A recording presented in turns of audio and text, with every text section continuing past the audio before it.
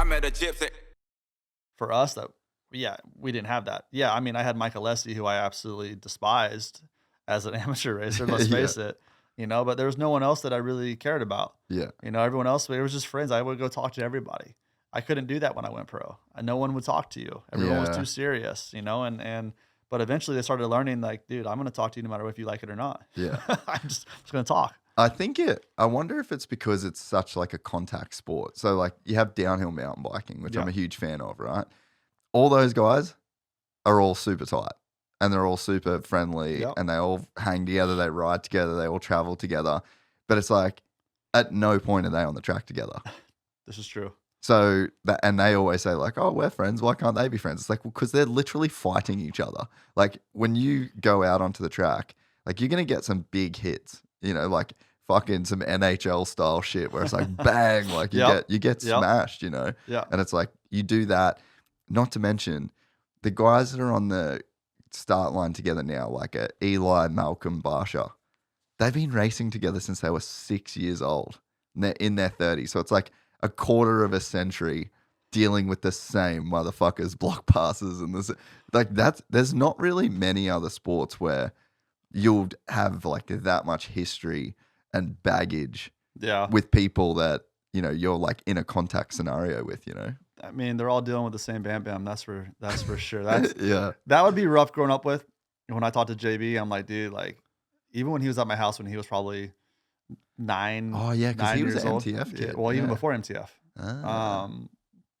And he was out there and he's like, man, did you see me? I'm like, no, I didn't watch you. He goes, man, I took everyone out. I'm like, I tell him that story all the time. He dies. He goes, yep, sounds like me. And I'm like, dude, you were literally, I think 9 years old on no, he might've been 10 on I think it was an 85, Honda 85, literally taking every rider out as much as, as much as he could.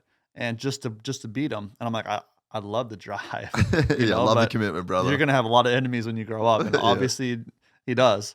But, it's just one of those things that maybe the contact sport does it, but I also think it's just, it's, drilled into us growing up that, these are enemies. Like you can't talk to them, and it's like, no, it's, well, I get it. That's what I was going to say. Like there's maybe more, maybe it's still exactly the same, but like parents, dude, like, oh, they're gnarly. How many parents are just living through their kid? All of them.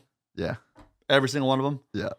I think the only ones, there's only a few that I for sure know that really haven't, which would be Ricky's parents, Dungy's parents, and then you have Big James. I mean, Big James is still around. Yeah. And that dude's like family. So I talk to him all the time. I grew up from 30 minutes from where they're from, and so for me, yeah, he's probably one that didn't, for sure. And those riders that I named, but there's a lot of parents who lived through their kid and maybe wanted them to succeed more than the kid wanted to succeed. So the pushing got way harder. Maybe not necessarily living through the kids, but just wanting them to succeed and pushing them so hard that it just broke, the relationship between them. Yeah. And it's just like, dude, just at one point, just back off. Yeah, because the kids that make it have to be self-motivated. Yeah. Like there's just no, I don't see a world where a kid makes it purely based on like the parents pushing it. But I feel like that's in everything. Yeah. Like in all the things that I've been successful at, completely self-motivated. Like nobody gets me out of bed in the morning to motivation is simply getting up and doing what you don't want to do. Yeah. And making sure you do it. Get up and saying, fuck it, I'm going to do it. You know what I mean? Like that's motivation for me. It's doing the hard things, doing the things that no one else is willing to do. And there's a lot of people out there that are not willing to do that. They're willing to just stay in their comfort zone. They're willing to just be okay with this. Oh, it's okay. I'm in fifth. Like I'm okay with that.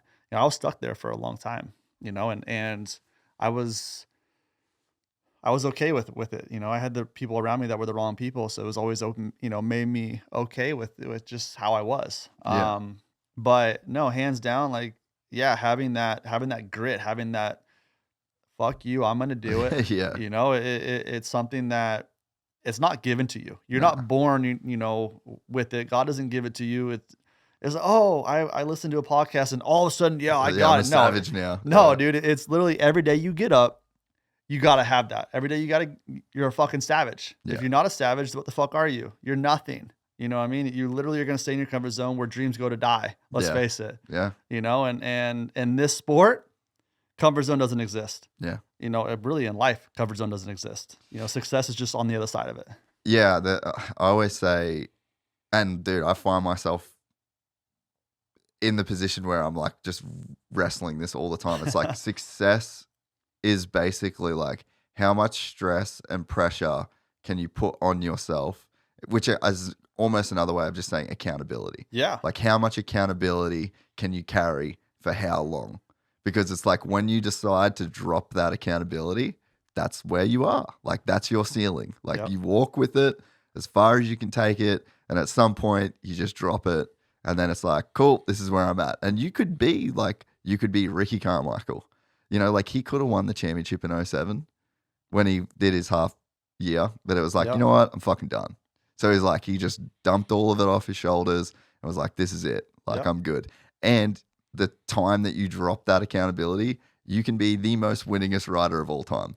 Or you could drop the accountability before you even fucking realistically pick it up, you know, and you get kind of nowhere. So, Yeah. and even in my life, I'm like, in my own way, like I've got a lot of pressure on me. I've got a lot of stress. I'm a business owner. I'm doing blah, blah, blah, blah. Like I've got Yep. all this shit. And it's like, there's sometimes where I'm like, fuck this. I'm so over it. Like, yeah, but those are the times that when you go forward and you say, fuck it, I'm going to do it. When you just literally let go of every distraction, focus on the main goal at hand, and you're going to get there no matter what it's going to, what it's going to take.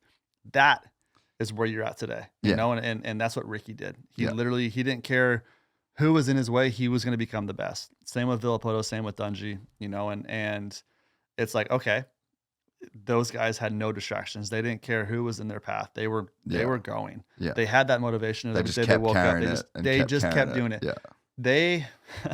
They did it that one more time. Yeah. They just tried it one more time, and that's all it took to be a champion. Where everyone stops at that, oh no, I'm done. I've done it so many times, I'm done. They did it that one more time. We're excited to announce the launch of our new membership site, gypsytales.com, packed with exclusive content and perks that you won't find anywhere else. This is your chance to become a part of the Gypsy Gang. And as a special bonus, if you sign up to an annual membership, you'll be entered into the draw to win our custom-built TC125. Gypsy Gang.